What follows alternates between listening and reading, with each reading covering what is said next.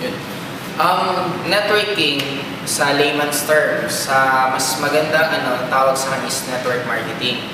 Maraming nagtatanong kung ang networking ba talaga is legal or illegal.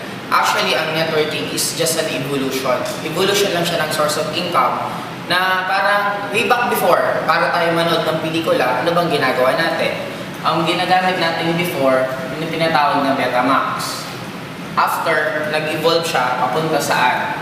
VHS, pumuntang VCD, and pumuntang DVD. Okay? Ang movie siya. Sumunod sa sounds. Parang before, para ka manood, kailangan mo yung tawag natin sa plaka.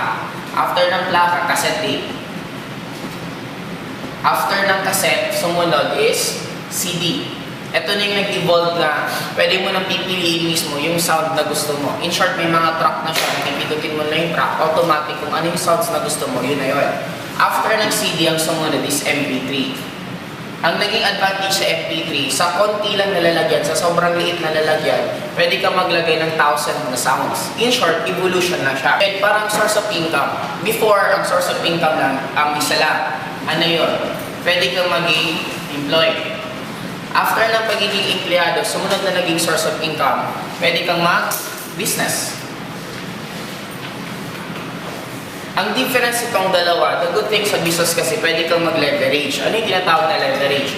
Pwede kang mag-hire ng mga tao para mag-work under you, and ang nag-benefit ng marami is ikaw pa rin. Ikaw yung kumikita ng malaki.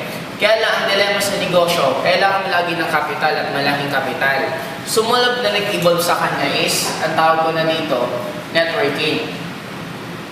Ito yung maraming tao na nami-misconcept ng akala nila ang networking is illegal kasi ang nangyayari sa networking, normally daw ang kumikita lang nasa taas or ang kumikita yung mga nauna.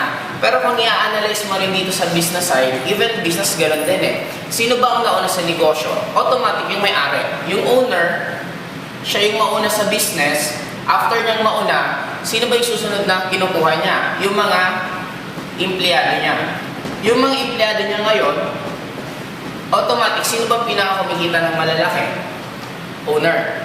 Ang good thing sa networking kasi, kahit ikaw lang to, pwede kang mag-recruit ng iba't ibang tao na parang in a way, magiging empleyado mo, pero ang kagandahan, hindi mo sila susweldohan. Ang good thing about networking, hindi mo kailangan ng huge capital.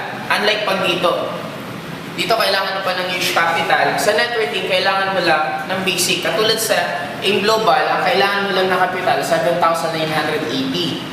Sa 7,980, pwede mong kikitain ng traditional business, pwede mong kitain. Kasi dito sa amin, as much as kaya mong kumita ng pinaka-maximum na income na 24,000 per day, yun ang pwede mong kitain. Yun ang naging difference na bakit ang networking hindi siya illegal. Kasi kung iisipin mo, parang ginaya niya lang yung concept. Concept ng ito yung tinatawag na franchising para magkaroon ka ng idea.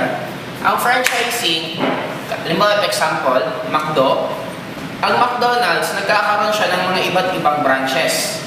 Meron siya sa USA, sa Philippines, sa Japan, iba't ibang part ng mundo. Sa Philippines, meron Luzon, Visayas, Mindanao. Sa Luzon na lang, okay? Automatic, sa kada bili mo, dito kada bili mo sa McDonald's, lahat ng customer na bumibili sa lahat ng part ng McDo, automatic, yung may-ari, may kinikitang 5%. Marami sa atin ang tingin natin sa franchising sa big time business kasi nga malaki talaga yung ikakapital mo. Pero kung i-analyze mo sa networking, halos parehas lang siya. Ang naging difference lang dito, establishment by establishment by establishment. Ito tao-tao lang. Pero pareho din yung nagiging concept. Bakit? The moment nagkakaroon ng benta, may mga benta sa customer, yung lahat ng dinadaanan, automatic kumikita. Ang kagandahan lang dito kasi sa networking, kailangan mo lang ng ganito kaliit na kapital, unlike dito, million yung kapital mo. Ang kagandahan pa dito, kahit hindi ka marunong, meron magtuturo sa'yo. Pwede kang mag-attend ng mga seminar, attend ka ng mga training, para turuan ka kung paano kakikita ng malaki. Yun ang naging difference ng networking sa traditional business.